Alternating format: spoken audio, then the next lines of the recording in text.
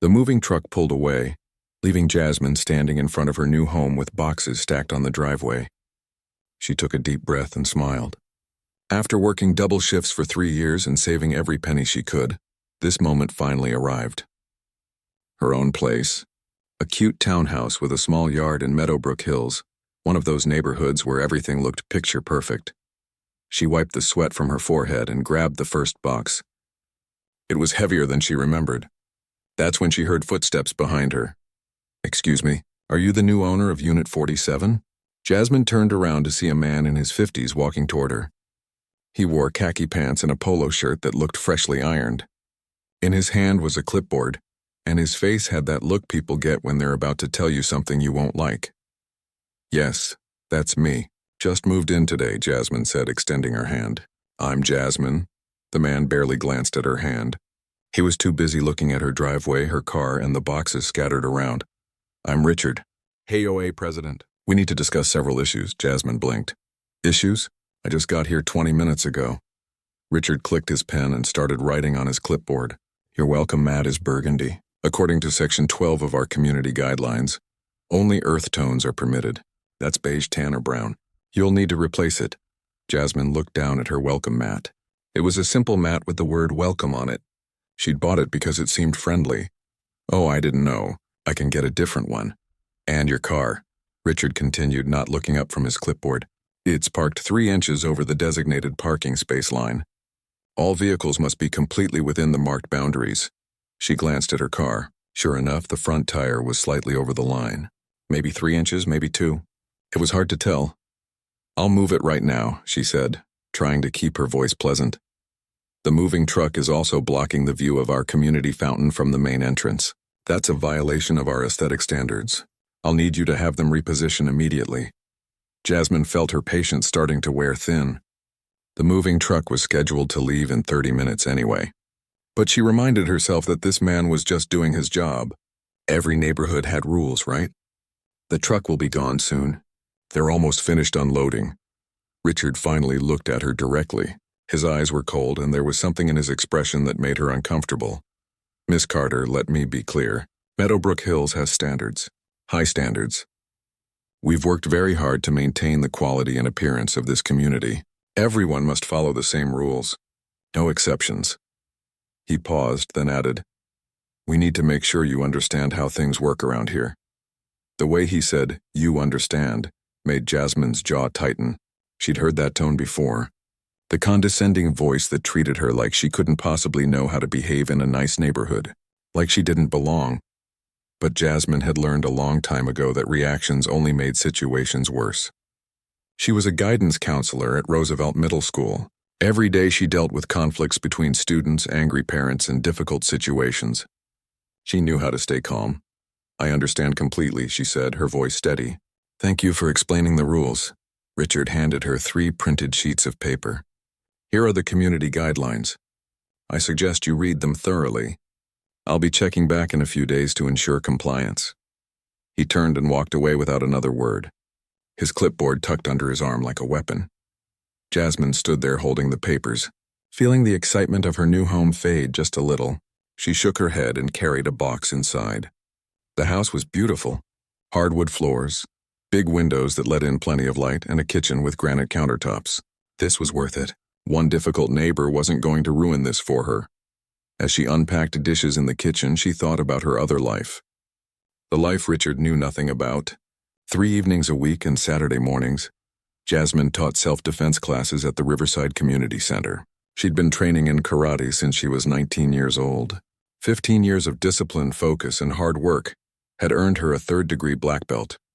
She'd competed in tournaments across 3 states. She had trophies in a box somewhere, probably still in the moving truck. But those victories weren't what mattered to her anymore. What mattered was teaching young women how to protect themselves, how to stand tall, how to be confident. Her sensei, Mr. Patterson, always said the same thing. Real strength isn't about fighting. It's about knowing you could fight but choosing not to. It's about control. Jasmine thought about that as she arranged plates in the cabinet. She could have responded differently to Richard. She could have challenged his attitude. But what would that accomplish? Nothing good. Better to follow the rules, be a good neighbor, and let her actions speak for themselves. She moved her car exactly within the lines. She ordered a beige welcome mat online. She read through all 43 pages of the HOA guidelines that night, highlighting the important parts. This was her home now. She'd worked too hard to let anyone take that away from her. If following some rules about mat colors and parking lines was the price of peace, she'd pay it. But as she finally climbed into bed that night, surrounded by half-unpacked boxes, Jasmine couldn't shake the feeling that Richard's visit wasn't really about welcome mats or parking spaces. It was about something else entirely, something that made her uneasy. She pushed the thought away and closed her eyes. Tomorrow was a new day. She had a home to organize, a job to get back to, and classes to teach. Whatever Richard's problem was, she'd handle it the way she handled everything else. With patience, dignity, and grace. She just hoped it wouldn't get more complicated than that. 3 weeks into living at Meadowbrook Hills, Jasmine received her first official violation notice. It was tucked into her door when she got home from work. A bright yellow paper that stood out against the white door like a warning sign. Violation. Flower pots on front porch exceed maximum height by 1/4 inch. Fine, $50 if not corrected within 5 days. Jasmine stared at the notice. Her flower pots. The terracotta ones she'd placed on either side of her door with bright red geraniums. She'd measured them before buying to make sure they fit the guidelines. 12 inches tall, exactly what the rule said. She went inside and got her tape measure. 12 1/4 inches. The flowers had grown, making the pot sit slightly higher on her porch surface, 1/4 inch. She moved the pots to her backyard that same evening. It seemed easier than arguing. But it bothered her. It bothered her a lot. 2 weeks later, another notice. Her porch light was creating excessive brightness that disturbs the community aesthetic. She'd installed a standard 60-watt bulb, the same brightness as half the houses on her street. But Richard had decided hers was too bright. She changed it to a 40-watt bulb. Her porch was dimmer now, barely lit at night. But at least there wouldn't be another fine. Then came the notice about her car. Not the parking this time, but the car itself. According to Richard, her 7-year-old Honda was not in keeping with the upscale appearance expected in Meadowbrook Hills. He suggested she either upgrade to a newer vehicle or park it in her garage at all times. That one made Jasmine angry. Her car ran perfectly. She took care of it, kept it clean, and there wasn't a single dent or scratch on it. But apparently it wasn't expensive enough for Richard's standards. She started parking in her garage, even though it meant hauling groceries further and losing her storage space. Even though other people on her street had older cars that never got notices. Every time she saw Richard walking through the neighborhood with that clipboard, her stomach would tighten.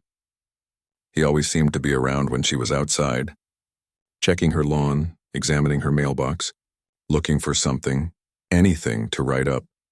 Other neighbors noticed too. Mrs. Rodriguez from next door caught Jasmine checking her mailbox one afternoon. "Don't let him get to you, honey," she said quietly, glancing around as if Richard might appear any second. "He's been like this for 2 years now." "Ever since he became president. Has he always been this strict?" Jasmine asked. Mrs. Rodriguez lowered her voice even more. "Strict with some people, not so much with others. The Hendersons 3 houses down, their son parks his lifted truck in the driveway every weekend. Never gets a notice. The Williamson place has garden gnomes that are definitely not approved. Nothing happens." Jasmine understood what she wasn't saying. The pattern was becoming clear. "Why doesn't anyone say anything?" Jasmine asked. "Because he retaliates, trust me. My husband questioned one of his decisions last year, and suddenly we were getting violation notices every week. Grass too long. Christmas lights up one day too late. Our trash cans visible from the street 15 minutes before pickup time." Mrs. Rodriguez shook her head. "It's easier to just stay quiet." That conversation stuck with Jasmine. She started paying attention to the neighborhood. Really paying attention, and Mrs. Rodriguez was right. The enforcement was selective, random, and it seemed like Jasmine was getting more than her fair share. The breaking point came on a sunny Saturday morning. Jasmine had planted a small Japanese maple tree in her front yard. She'd researched it carefully, made sure it was an approved species from the guidelines, and planted it in the designated landscaping area. The tree was beautiful, with delicate red leaves that caught the morning light. She was watering it when Richard appeared. as if he'd been waiting for this moment. "That tree needs to come out," he said without any greeting. Jasmine turned off the hose. "It's an approved species." I checked the list. Section 18, subsection 4. No trees that produce excessive leaf drop in common viewing areas. Japanese maples don't drop excessive leaves. And this isn't a common viewing area. It's my front yard. Richard's face hardened. "I'm not debating this with you. The tree comes out or you'll be fined $100 per day until it's removed." Jasmine felt her hands curl into fists at her sides. It was an automatic response, muscle memory from years of training. When she felt threatened or angry, her body prepared itself, but she forced her hands to relax. "There are 3 other houses on this street with similar trees," she said, keeping her voice level. "Those trees were grandfathered in before the current regulations. The Millers planted theirs last spring. I watched them do it." Richard stepped closer. Too close. Invading her personal space in a way that felt deliberate. "Miss Carter, I don't think you understand your position here. This community has standards. Perhaps you'd be more comfortable in a neighborhood with more flexible rules." There it was. The thing he'd been dancing around for 2 months. Said out loud now. Jasmine stood her ground. She was 5'6" and Richard had a few inches on her, but she didn't step back. Years of facing opponents across competition mats had taught her that backing down only encouraged bullies. "I understand perfectly," she said, "and I'm not going anywhere. This is my home." "Then you'll follow the rules like everyone else." "I'd be happy to follow the rules, the same rules that apply to everyone equally." Richard's jaw clenched. He wasn't used to people pushing back. "You have 5 days to remove the tree." He walked away and Jasmine stood there feeling her heart pound. Her sensei's words came back to her. "Control your emotions or they'll control you." That evening, she sat at her kitchen table with her laptop and a notebook. She started documenting everything. Every violation notice she'd received with photos and dates. Every conversation with Richard that she could remember. She took pictures of the other houses with similar trees, older cars, and various items that matched her so-called violations. If Richard wanted to play this game, she'd play it the right way. Not with violence or confrontation, but with evidence and facts. She spent 3 hours writing a formal complaint to the HOA board, citing specific examples of discriminatory enforcement. She attached 23 photos as evidence. As she hit send on the email, Jasmine felt something shift inside her. She wasn't going to be pushed out of her home. She wasn't going to be quiet like the other neighbors. She'd spent 15 years learning discipline, control, and how to face opponents without fear. Richard might have a clipboard and a title, but she had something stronger. She had truth on her side. And she knew how to fight without ever throwing a punch. The HOA board never responded to Jasmine's complaint. Not even an acknowledgement email. It was like she'd sent her carefully documented evidence into a black hole. 2 weeks passed. Then 3. Jasmine kept her head down, followed every rule she could find, and tried to live her life. She went to work, taught her self-defense classes, and spent her weekends making her house feel like home. On Saturday mornings, she had a routine. She'd wake up early, make coffee, and practice kata in her backyard. Kata was a series of choreographed movements like a dance but with purpose. Blocks, strikes, stances, turns. Each motion precise and controlled. It was meditation in movement, and it kept her centered.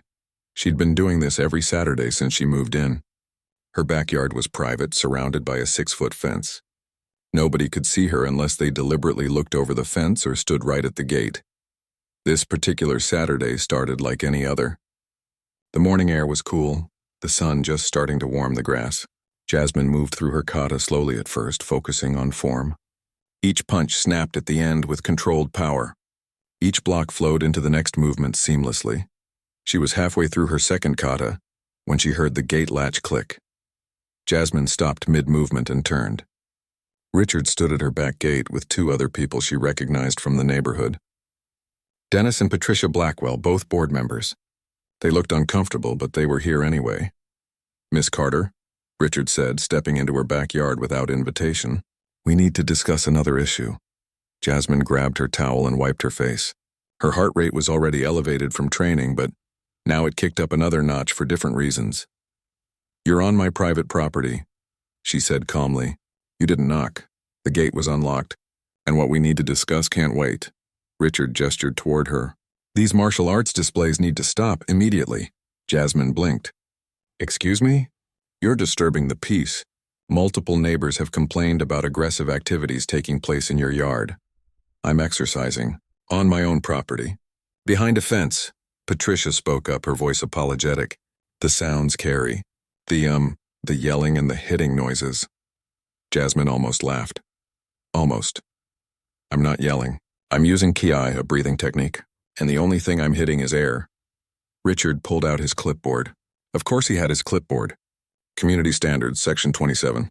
All activities visible or audible from neighboring properties must not be aggressive, threatening, or disturbing in nature. Practicing karate isn't aggressive. It's exercise, like yoga or jogging. Karate is a fighting technique. It's violent by nature. Now Jasmine did laugh, a short, sharp sound. Karate is a discipline. It's about control, focus, and self-improvement. There's nothing violent happening in my backyard. Richard stepped closer. He had that look on his face, the one she'd seen before, the one that said he'd already made up his mind and this conversation was just a formality. Miss Carter, let me be very clear. I don't want to see you doing these martial arts displays anymore. Not in your backyard, not in your garage, not anywhere on this property. That's ridiculous. You can't tell me I can't exercise. I can and I am. This is a peaceful community. We don't need people playing ninja in their backyards teaching violence. The words playing ninja hit Jasmine like a slap. The dismissiveness. The mockery. Like 15 years of dedicated training was just a game to him. Dennis shifted uncomfortably. Richard, maybe we should discuss this at a board meeting before making any decisions. I am the president. I'm making the decision now. Richard pulled a paper from his clipboard and held it out to Jasmine. This is a formal notice. If I see you engaging in these karate displays again, you'll be fined $500. Each time. Jasmine didn't take the paper. She stood there very still, her hands at her sides. She could feel her pulse in her temples. Every instinct from her training told her exactly how to handle someone like Richard. Someone who invaded personal space. Someone who used intimidation to get what they wanted. She could demonstrate very clearly what 15 years of discipline looked like. She could show him the difference between playing ninja and actual martial arts expertise. It would take about 3 seconds to put him on the ground without causing any real harm, just enough to make him understand how completely outmatched he was. But that's exactly what he wanted. He was trying to provoke her, looking for a reason to call the police, to have her arrested, to get her out of the neighborhood. Jasmine took a slow, deep breath. In through her nose, out through her mouth. Centering herself, Mr. Hawthorne, she said, her voice steady and clear. I'm going to start recording this conversation now. She pulled out her phone and opened the camera app. For documentation purposes, Richard's confident expression flickered. Just for a second. Are you threatening me with a $500 fine for exercising on my own property? Jasmine continued, holding the phone steady. Can you show me exactly which part of Section 27 prohibits exercise in a private backyard? This isn't about exercise, and then what is it about? Because I've followed every rule you've given me. I changed my welcome mat. I replaced my light bulb. I park in my garage. I removed my flower pots. And now you're telling me I can't exercise in my own backyard behind a fence during reasonable hours. Patricia looked at Dennis. Dennis looked at the ground. Neither of them said anything. Richard's face was turning red. You need to learn your place in this community. My place? Jasmine kept the camera steady. What exactly do you mean by that? I mean, he stopped himself, seeming to realize the camera was still recording. I mean, you need to follow the rules like everyone else. I am following the rules. You're making up new ones specifically for me. Richard moved toward her, and in what looked like frustration, he swung his arm out. His hand caught the edge of Jasmine's mailbox post near the fence, and it toppled over with a crash. Oops, he said flatly. Accident. Jasmine kept recording. She got a clear shot of the fallen mailbox, then panned back to Richard's face. That's destruction of property, she said quietly, also on camera. Richard stared at her, his jaw working like he wanted to say something but couldn't find the words. Finally, he turned and walked toward the gate. 5 days, he said, without looking back. No more karate, or you'll be fined. He left with Dennis and Patricia following behind him. Patricia glanced back once, looking guilty, but she didn't say anything. Jasmine stood in her backyard, phone still recording, breathing hard. Her hands were shaking now. Not from fear, from the effort of holding herself back. from the discipline it took to not react the way her training had prepared her to react. She stopped the recording and sat down on her back steps. The fallen mailbox lay in the grass like evidence of everything that was wrong here. Her phone buzzed. A text from her student Kelly, asking about next week's self-defense class schedule. Jasmine looked at the text for a long moment. She taught young women how to protect themselves, how to stand up to bullies, how to use their voice and their strength when threatened. And here she was, being bullied in her own home, and doing nothing but documenting it. Maybe documentation wasn't enough anymore. She picked up her phone and started making calls. First to a lawyer, then to the HOA management company that oversaw the board, then to her sensei. If Richard wanted a fight, she'd give him one, just not the kind he was expecting. The lawyer told Jasmine she had a strong case for harassment and discrimination. The HOA management company said they'd investigate. Her sensei told her to trust her training and stay calm. But none of that prepared her for what happened on Tuesday evening. Jasmine had just gotten home from teaching her self-defense class at the community center. It was almost 9 o'clock and she was tired. She grabbed her gym bag from the trunk and headed toward her front door. That's when she heard the scream. It came from down the street, high-pitched and terrified. A woman's voice. Jasmine dropped her bag and ran toward the sound. Her body moved on instinct, years of training kicking in before her mind fully processed what was happening. She found Mrs. Chen 3 houses down, standing in her driveway. The elderly woman was clutching her purse with both hands, backing away from 2 young men who couldn't have been more than 20 years old. "Just give us the purse, lady," one of them said. He was tall and wearing a dark hoodie. "Don't make this difficult." Mrs. Chen shook her head, tears streaming down her face. Please just leave me alone."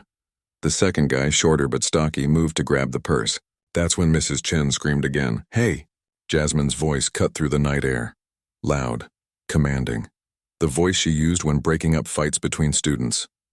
"Get away from her, now!" Both men turned to look at her. The taller one laughed. "Mind your business," he said. "Keep walking." Jasmine pulled out her phone with one hand, keeping her eyes on both men. "I'm calling the police. You have about 3 seconds to leave before they get here." "We'll be gone before they show up," the shorter one said. He looked at Mrs. Chen, but not empty-handed. He reached for the purse again. Mrs. Chen tried to pull away, but she stumbled. The man grabbed her arm, and that's when Jasmine moved. She closed the distance in 4 quick steps. Training took over completely now. No thought, just movement, just muscle memory from 10,000 hours of practice. "Let her go," Jasmine said, her voice deadly calm. The shorter man looked at her like she was crazy. "What are you going to do about it?" He reached toward Jasmine with his free hand, probably trying to push her away. It was a mistake. Jasmine caught his wrist, redirected the momentum, and twisted. Not hard enough to break anything, but hard enough to hurt. The man yelped and released Mrs. Chen, trying to pull his arm free from Jasmine's grip. The taller one moved in then, trying to grab Jasmine from behind. She saw him coming in her peripheral vision. She released the first man's wrist, ducked low, and swept her leg out. The tall one hit the ground hard. The shorter man tried again, this time throwing a wild punch at her face. Jasmine slipped to the side, the punch missing by inches. She caught his arm, used his own momentum against him, and before he knew what was happening, he was face down on the driveway with Jasmine's knee pressed between his shoulder blades. "Stay down," she said calmly. Her phone was still in her other hand. "Mrs. Chen, are you okay?" The elderly woman nodded, unable to speak. The taller man scrambled to his feet, looking at his friend pinned on the ground, then at Jasmine. She could see him calculating his options. He wasn't winning this fight, and he knew it. "You better hope the cops get here fast," he said, trying to save face. "Because when I come back—" "You're not coming back," Jasmine said. "Because if you do, this ends worse for you than it already has. I teach self-defense at the Riverside Community Center. I know exactly how much force I can use and exactly how much more I'm capable of. Trust me when I say you don't want to find out." Sirens wailed in the distance, getting closer. The tall man looked at his friend one more time, then took off running toward the street. He disappeared into the darkness between houses. Jasmine kept her position, knee on the shorter man's back, until she saw the police lights turn onto their street. Only then did she ease up slightly. "Don't move," she told him. "It's over." 2 police officers approached quickly. Jasmine identified herself. explained what happened, and carefully released the man, who the officers immediately handcuffed. More neighbors started coming out of their houses. Word spread fast. By the time the officers took statements and put the arrested man in their car, at least 15 people were standing in the street watching. Mrs. Chen hugged Jasmine 3 times, crying and thanking her in a mix of English and Mandarin. The police officers seemed impressed, asking where she'd learned to handle herself like that. Jasmine explained briefly about her training, keeping it simple. "You did good," one of the officers said. "Most people would have just called 911 and waited. You probably saved Mrs. Chen from serious injury." As the police cars drove away, neighbors crowded around. Everyone wanted to know what happened. Jasmine told the story, downplaying her own role, but people had seen enough. "That was incredible," someone said. "Did you see how fast she moved?" another person whispered. Mrs. Rodriguez pushed through the crowd and hugged Jasmine. "I knew there was something special about you," she said. "Thank you for helping." Then Mr. Peterson from across the street spoke up. He was in his 60s, retired military, and usually kept to himself. "So Richard's been harassing you for months," he said, loudly enough for everyone to hear, "telling you that your karate practice is dangerous, that you're too aggressive. And tonight you used that exact training to protect one of our neighbors." The crowd went quiet. People looked at each other. "That true?" someone asked. "Richard's been giving you trouble about your training?" Jasmine nodded. "He told me I couldn't practice in my own backyard. Said it was too violent. Threatened to fine me $500, but the Henderson kid shoots his paintball gun in his yard every weekend," another neighbor said. "And the Morrison teenagers have boxing matches in their driveway," someone else added. "This is ridiculous," Mrs. Rodriguez said. "Richard needs to answer for this." More people started talking, sharing their own stories of Richard's selective enforcement. The crowd grew louder, angrier. Jasmine felt the energy shifting. "Listen," she said, raising her voice to be heard. "I appreciate the support. I really do. But right now, Mrs. Chen needs to get inside and rest. We can deal with the HOA stuff later." People agreed, though reluctantly. They helped Mrs. Chen into her house, made sure she was comfortable, and slowly dispersed. But Jasmine knew something had changed tonight. The neighborhood had seen who she really was. Not the person Richard tried to paint her as. Not someone dangerous or aggressive. She was someone who ran toward trouble to help someone in need. Someone with skills she used only when necessary. Someone who deserved respect, not harassment. As she walked back to her house, she noticed lights on in several homes. People watching. People talking. By morning, everyone in Meadowbrook Hills would know what happened, including Richard. Jasmine picked up her gym bag from where she'd dropped it, went inside, and locked her door. Her hands were steady now, her breathing calm. She'd done what she'd been trained to do: protect someone who couldn't protect themselves. Use minimal force. Stay in control. Her sensei would be proud. And Richard? Richard was about to face a much bigger problem than he'd ever anticipated. Because the community had finally seen the truth, and they weren't going to stay quiet anymore. By Wednesday morning, the entire neighborhood was talking about what happened.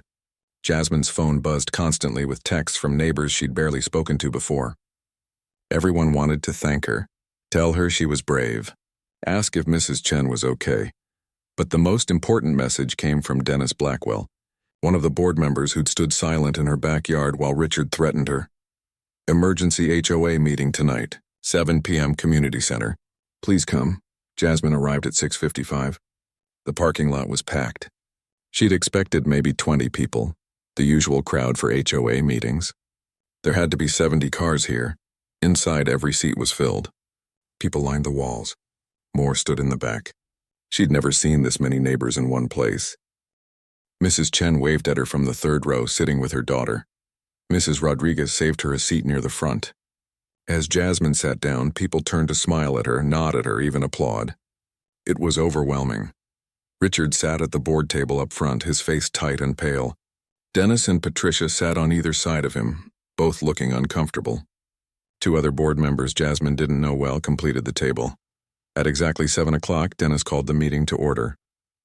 "Thank you all for coming," he said. "I know this is unusual, but given recent events, the board felt it was important to address some concerns that have been brought to our attention." Richard leaned toward his microphone. "I'd like to remind everyone that board meetings have a strict agenda. We can't just— Richard, please, Patricia interrupted. Let Dennis finish. Richard sat back, his jaw clenched. Dennis cleared his throat. Over the past week, multiple residents have come forward with complaints about inconsistent rule enforcement. We've reviewed these complaints, along with documentation provided by Jasmine Carter and other residents. We've also consulted with the property management company and a lawyer. He pulled out a stack of papers. What we found is concerning. Very concerning. For the next 20 minutes, Dennis laid it all out.